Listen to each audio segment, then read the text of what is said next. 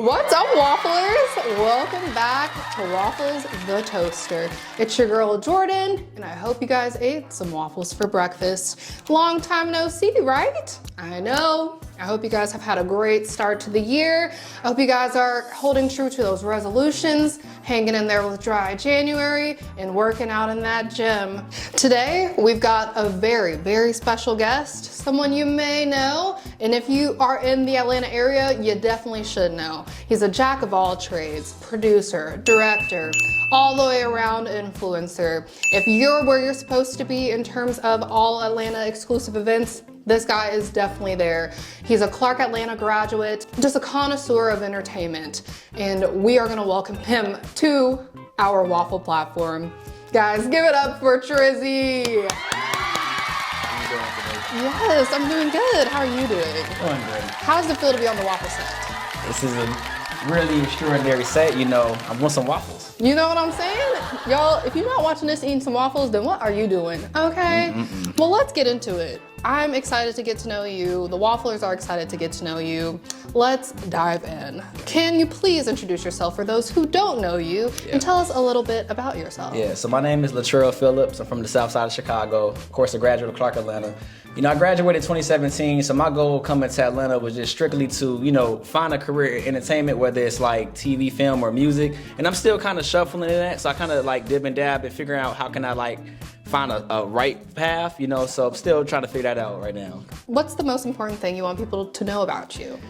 The most important thing is that, you know, I'm pretty consistent, so like, even if I'm like where I want to be at in life, I'm gonna keep going until I'm there. We love that for you, and we can definitely see that you're seeing some of the fruits of your labor. You know what I'm saying? So, like you said, you're born and raised in Chicago, and you later moved to the Atlanta area, and are making a name for yourself here. How did your upbringing in Chicago shape you into who you are today, both personally and professionally? You know, Chicago is a very interesting, it's like, in my opinion, I might be biased, it's the best city in the world, but I think it doesn't have the resources like for media or entertainment. So I think a lot of people, if they are pursuing that, you might be better off going to New York, Los Angeles, Atlanta. They don't really stay in Chicago. Some may do, you know, but I think it's more beneficial to move to Atlanta compared to staying in Chicago. But Chicago's a great city, has a lot of great food, great downtown, a lot of great lingo comes from Chicago. But in terms of just like a career in entertainment, I don't think that's the best place to be. Definitely, but we've got a lot of people who come out of Chicago. Oh, yeah. A lot of greats. We can Who's name, like, your fave? It's a few, but obviously Kanye West would be one. I'm not gonna count Obama. Obama from Hawaii, so he's more politics. I'm gonna just say Kanye. You know, Bernie Mac, if you talking about comedy. Yeah. Kiki Palmer. Love you that. know, so it's a few. You know, if you want to count Jennifer Hudson, but really Kiki, Kanye, probably know too. We love that.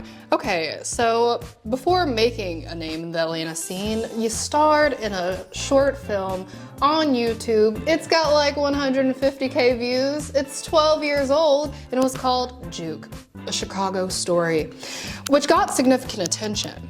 How did that experience impact your career, your mindset, and all of that moving forward? Yeah, you know, it was like my first time ever being filmed on something, because I was just kind of like young. I was like maybe 17, still, figured out myself, still in Chicago in high school, and it was a cool opportunity. I didn't think not too big of it, but like, you know, what if maybe one day I made dib and dab and, you know, acting or whatever the case may be. It was fun, but it was like a Chicago hood, you know, series. I'm not gonna say, and nothing to this, you know, look at it like Chicago Tubi, before Tubi existed. I mean, it's popular, you know, it's got some numbers. Did that kind of influence you to, I don't know, keep that going? You know, it's kind of just figuring out, you know, as you're young, like we'll get to the college stuff later, but like just be figuring out, okay, should I do something with like entertainment? Because I definitely know people would like me for some type of reason, but I want to figure out how can I make that profitable or lucrative. Exactly.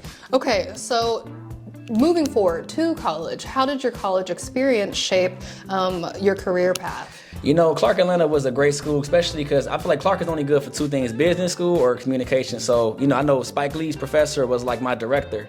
So, I mean, you know, just going there was dope because, you know, Atlanta obviously is already the Black Mecca. Definitely. But obviously a lot of like the music industry's here, film and TV's here. So it was already being in the city where everything is at is definitely helpful, because instead of like, let's say if I went to Howard or something, having to be in DC and then traveling to Atlanta, it just made more sense to be here logically instead of having to move around. But Exactly. It was a great experience. You know, you be a lot of young people from all across the, like people from Louisville, could be LA, New York.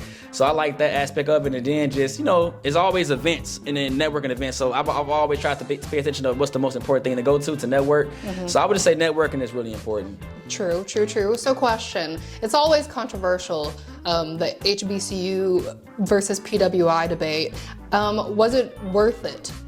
I think so. Actually, it's ironic enough. I had a documentary about blacks at PWIs, and it kind of got like real controversial. I still posted the video. It's on YouTube, but like when I made like the little kind of like the reel for it, people were like saying, "Oh, why are they being so negative?" But like, at the end of the day, people can choose whatever they want the education to be. You're not obligated to go to HBCU if you black. Like at the end of the day, choose. I always say college should be based upon whatever you're pursuing and whatever that school, if that school could benefit you the most.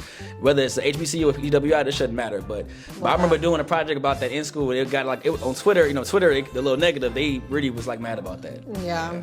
It's hard to be online and say things and not get chewed. Okay, so fast forwarding, you're out of school and you've built quite the reputation as a social figure who never misses a beat, whether it's events, movie premieres, or just simply being in important rooms. What does that lifestyle look like for you day to day? I don't be knowing what to expect. It really be like, it'd be some like people they'll reach out to me and they'll say if I want to come or not, maybe a PR agency or, just whomever. And then if I'm available, because I still actually work day jobs, but if I'm able to if it makes sense, because I kind of judge it based around like the significance of who may be there, because I kind of judge it based on the significance. So I don't go to everything. It might seem like that, but I'm really real meticulous on what I go to. So there's some strategy behind. It's definitely a strategy behind. Okay. So with all the social events and heavy prestigious presences in your life, how do you keep a sense of balance?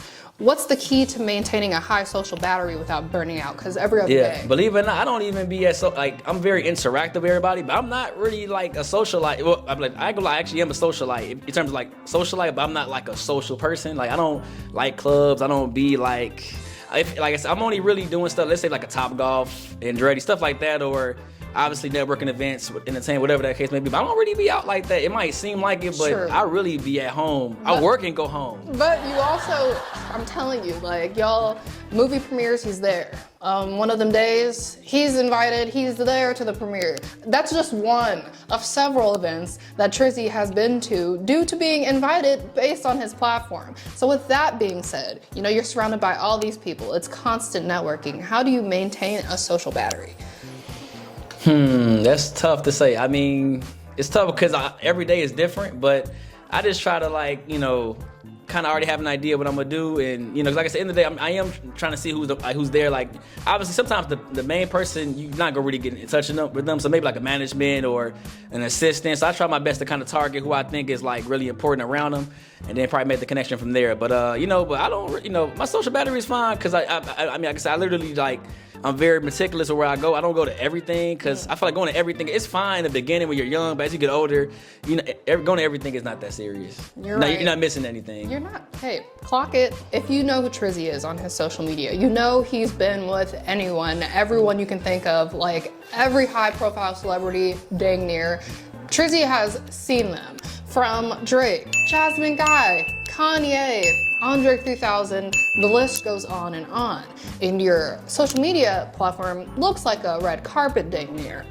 How do you navigate these relationships, and is it motivating to be around such figures? I mean, it's cool. I mean, I try to just be normal because at the end of the day, they are normal too, but they just have maybe more success than you, however you even view success.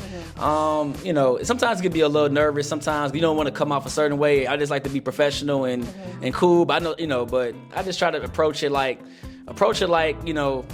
I cannot put I look at it as branding for real. That's kind of how I look at it. Like, I know people are like, oh, why is he doing this? But really, I just look at it as branding. Like, it's going to get you to talk. I feel like it definitely is, and it's like whatever strategy you have to getting to where you're wanting to go. Like, it's definitely working. Yeah, like I play like this. I don't do nothing for no reason. Like, if I'm doing I think at first I used to do that, but then I'm like, okay, over time, like, you know what? A lot of this really has a purpose. I got to just figure out how to monetize it. So speaking of which.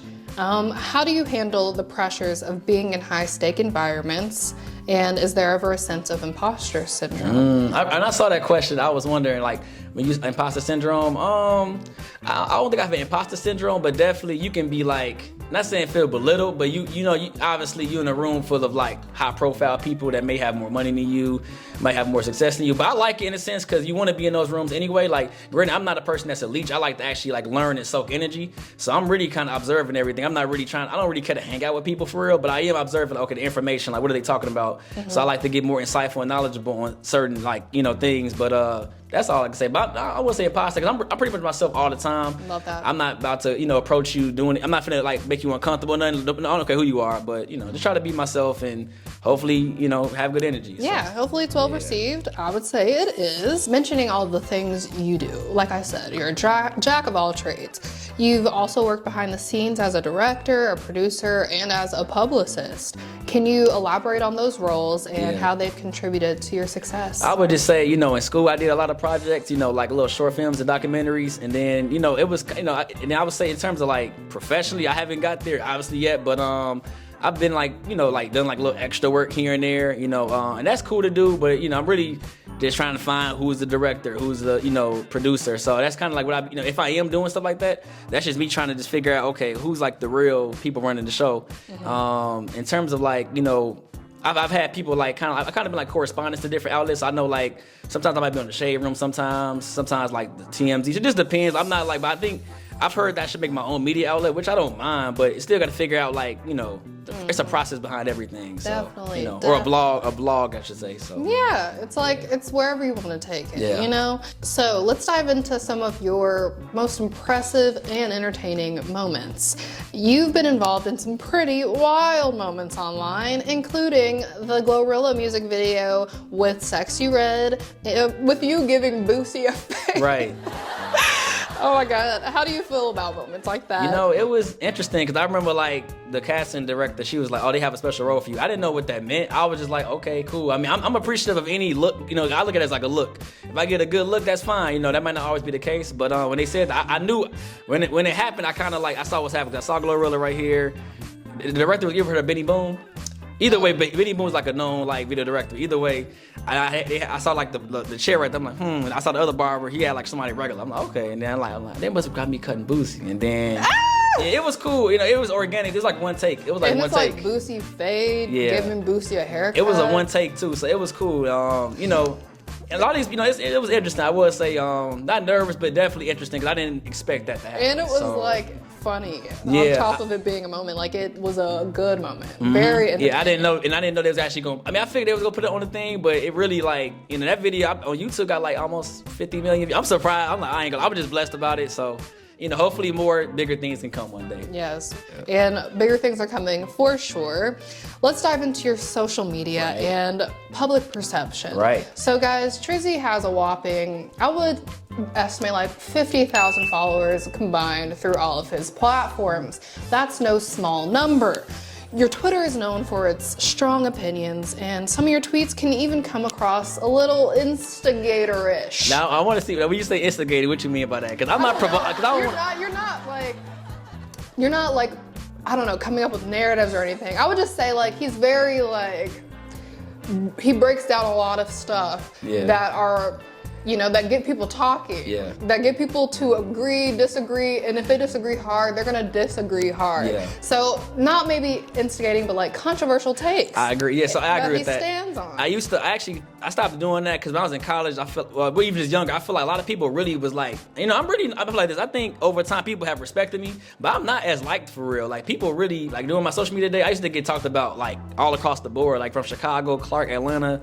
So I'm used to kind of like being polarizing. Like you got 50% people that might like you, people said don't. I mean, I don't mind because as long as I'm being myself, I'm not here to, kiss people's ass and all that. But I'm not no person that's starting trying to provoke people either. Because I'm not ever trying to like say disrespectful things to nobody. But even if it's something to me, I don't really care that much. But I do like interesting topics. So like like for example, like it might be cliche to say like, okay, like what's your opinions on, I don't know. It could be anything. Like I don't know, but I mean, you could say the election if you want to say that. Yeah, even though I don't like politics, I stay away from politics and religion. So stuff like I'm not gonna talk. But music, like like day-to-day things. Those are more like safe. I ain't gonna lie. Definitely. So but definitely I'm not into the politics and religion because that's where like you gotta be careful with that. You definitely do. But more so like let's say like what's your opinions on, you know, it could be like sex, stuff like that. You know what I'm saying? Like, you know, but I don't ever want to ever like disrespect nobody. That's not my goal. It's just more so to get dialogue Definitely. and get some discourse coming around, you know, engagement, I should say. What's your stance on balancing authenticity and controversy in a public space? The internet is public. Right. So how do you balance the two? I mean, I know for sure I'm definitely not controversial in person, because I feel like if I was controversial in person, I think I would have, you know how people, you know, I'm gonna say clout chasing, because, you know, like, I feel like a lot of people that do stuff like that, and I get it, I'm not here to knock nobody who do that. It's just, that's not me. I wouldn't feel comfortable just going up to people and harassing them, you know, like, you know, I don't know. So I think everybody got their different approaches, but that's just not my approach to things. True. Yeah. And that's okay. We're gonna have some fun now, and we're gonna dive into some of your controversial tweets. Now, granted, like I said, you've got so many tweets. Let me know. I couldn't even find nothing crazy. I just want you to explain yourself. Yeah, sure. So guys, we're all entitled to our opinions. You know, music is in the ears of the listener, right? So we're just gonna dive in. Drake's discography. You listed number 1, Nothing Was the Same. And you put Take Care at number 6. With In Between, you've got Views, So Far Gone. If you're reading this, it's too late, and Thank Me Later. Yes. Please explain your thought Now, process. I will say this. I know Take Care is his most impactful album. Like, obviously, that's the album that most of the masses love. Me, Nothing Was the Same. I feel like it was the most concise, very cohesive, a perfect blend of R&B, hip hop. They even asked Drake on Rap Radar, hey, Drake, what's your favorite album? And even though he was like, I know Take Care was like the one that kind of got me out there, but Nothing Was the Same. And I think during that time, even though before the Kendrick Lamar saga, I think it just felt like at the time he had no beefs. He was just real focused. And I think he's never made an album that perfect since. I mean, even though I love Drake, because he got so many good albums, but to me, Nothing Was the Same. It's just so cohesive. But if I'm being objective, Take Care is obviously his most monumental album, even though I prefer Nothing Was the Same. I mean, low-key, Drake, he doesn't have any misses, kind of. Yeah, you know, love him, hate him, Yeah. he kind of doesn't miss. So I agree. I don't say this order. Yeah, no, it's You know, okay. Yeah. It's just, I feel like it's subjective though. It definitely it's is. subjective. But I think he has a discography to where like it don't matter how you list it though. But I know Take Care is usually people's number 1. definitely. Okay, moving on to Gunna versus Lil Baby. Oh Lord. And this has been and interesting. this is like a who versus who. Who's the better artist? Gunna.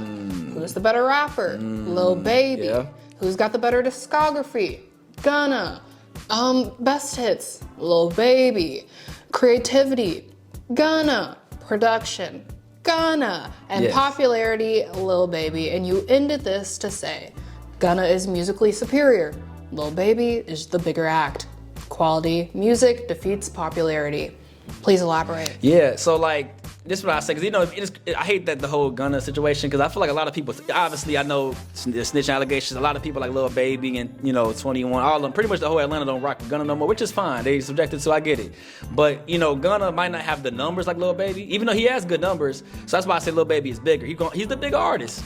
But who I think makes better music, Gunna. Gunna's definitely come a long way. Like, you know. And you definitely, I mean, creative. In prison, wise, I think honestly was good for him because he got more healthier. You know, I feel like his music got better. I mean, he's to me- more experimental Yeah, these to me his days. music was always good, but I think obviously he got more sharper with it. You know, more depth. Just more Sharper, depth. literally and figuratively. The man's been putting that Yeah. on since. So he's you know, been and then out. like I said, I still like Baby. Oh, I'm sorry, but even though like that one, and nothing against Lil Baby, but the Wham album, I don't know if you heard it, but it's very lackluster. And I think, and I know he's supposed to have Dominique coming out. I hope Dominique is more. You know, just hope it's a more personal album, you know, but Wham just wasn't good. I know his core fans are gonna like it, but the masses don't like it. You know, True. not hating on Baby because obviously we know he's successful, but Right. and Gunna's been he ain't been missing since. Okay, we're gonna do one more. Yeah. You ranked your top 5 New York rappers, right? And number 5, we've got Jadakiss. Yes. Number 4, we've got 50 Cent. Number 3, we've got Nas. Number 2, the Notorious B.I.G. And coming in at number 1, we've got Jay-Z. Explain yourself. You know, my mom always played Jay-Z when I was younger, so that's the reason why. And I used to get laughed at because at the time, like Lil Wayne was the hottest rapper. Like, you know, at the time he was peak, but I always liked Jay-Z over Lil Wayne. Like, Real. you know, like I respect Wayne, but I'm picking Kanye West over Wayne. I'm picking a lot of people over Wayne, even though Wayne had such an undeniable run. True. I just like Jay-Z, and I just think he's very like I mean, obviously inspirational, motivational, but everything in his lyrics is truth. And I think a lot of rappers aren't even talking. It's all fabricated. So at least with him, you can look at his albums. It literally is like time capsules in his life. Literally, this kind of foreshadowing success. So I think if you want success, that's somebody you're gonna listen to. That's real. That's a good. And then everybody else, like obviously Biggie is Biggie. Nas for the wisdom. 50 Cent just got so many bangers, and then Jadakiss is one of the most lethal lyricists. So I feel like it's a pretty good list now. I think it's a solid list. Yeah, I'm not mad now at the it. order could be a little different, but I think it's a pretty good list. I think it's decent. Not mad at it at all. Okay, so those types of tweets stir a lot of pots. Because everyone wants to state their opinion. Everyone wants a reason to be angry. Everyone wants to chime in because that's what social media is all about. Do you ever feel the weight of being like someone who's so accessible online, and how do you manage personal boundaries in the digital age? I would say I've gotten better at it. It used to be a little.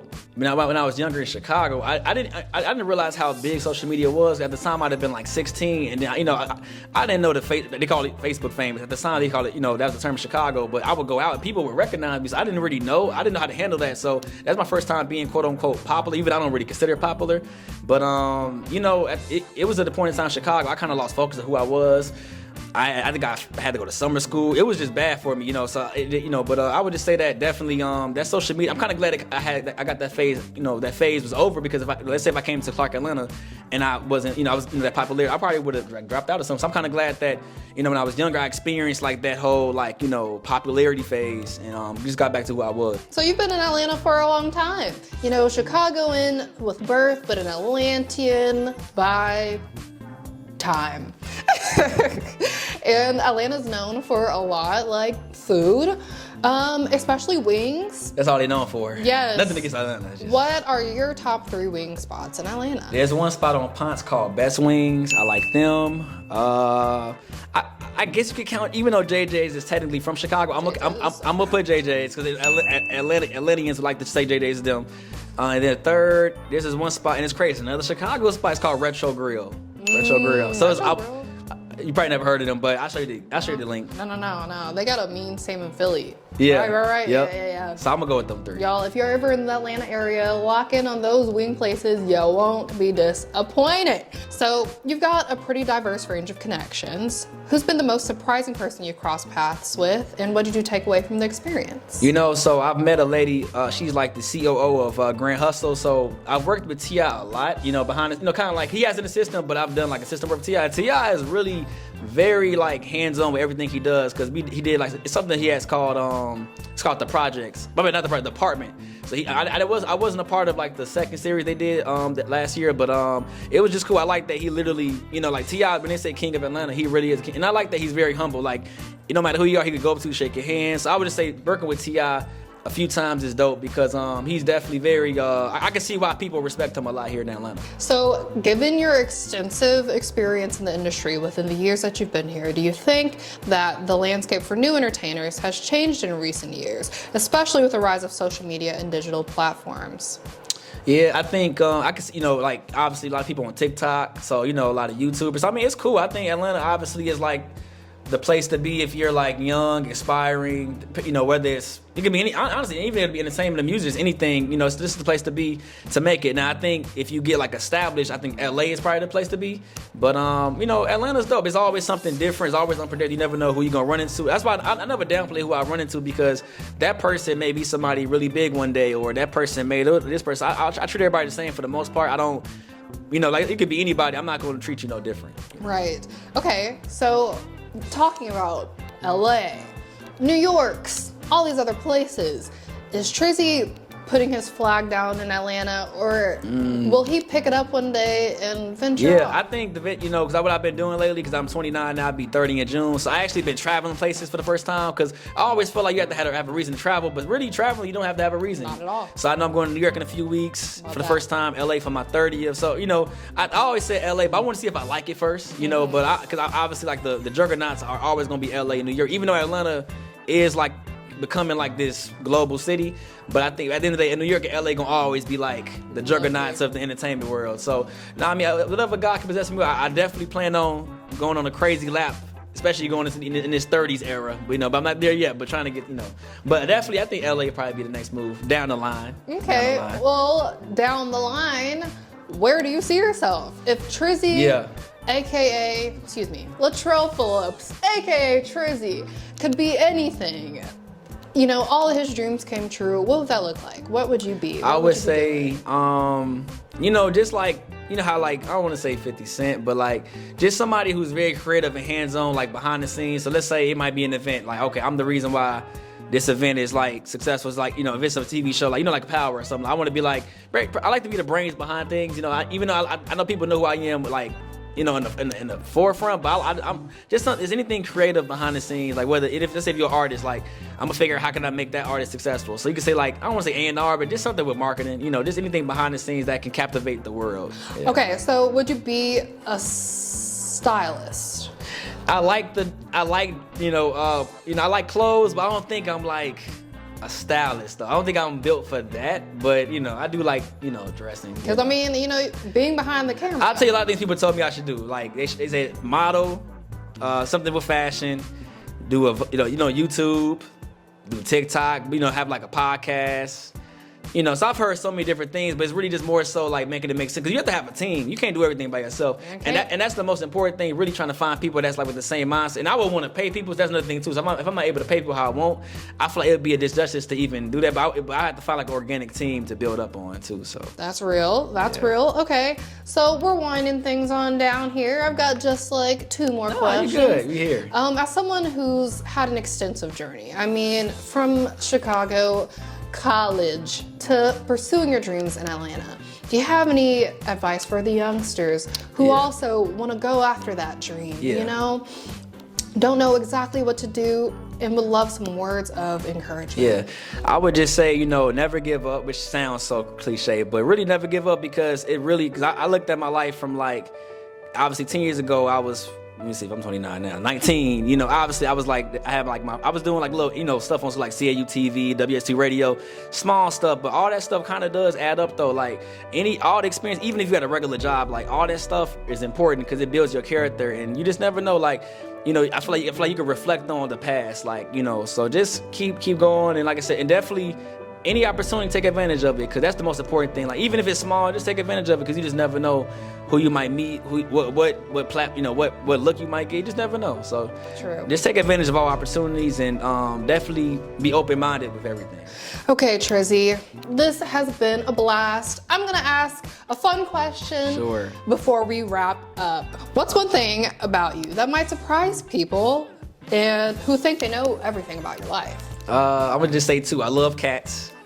And then I love wrestling. I'm a big wrestling fan, because wrestling, and it's crazy because I think with like, you know, like the NBA, NFL, I feel like they do everything that wrestling do. Like in terms of like they build these rivalries, like, you know, people, if you look at Dwayne Johnson, The Rock, like The Rock was like one of my first favorite wrestlers. Like it's like my soap opera. I really love wrestling. like I feel like everything it's like wrestling to me is like life, you know. I don't know. So I would just say I'm a huge wrestling fan. I ain't gonna lie. It's like it's literally my soap opera. I used to get made fun. I used to have a YouTube channel. I deleted it. I wish I would have kept it, because I would have probably had like 1 million followers. I was doing like entertainment stuff, but in high school I ain't want to get laughed at. He like wrestling. So being a wrestling fan, you know, but WWE specifically, I love. Don't be afraid to get laughed at. Yeah. Don't mix in with the crowd. Yeah. That's how you know you going places. I definitely regret deleting that, because I was really like, I was, you know, talking about, like entertainment stuff and wrestling, you know, kind of like how like, you know, just people that like, I'm trying to think of the people that the YouTube. I was on YouTube early, but I deleted that page, and you know, I definitely think definitely don't be embarrassed. If it's something you like, just embrace it.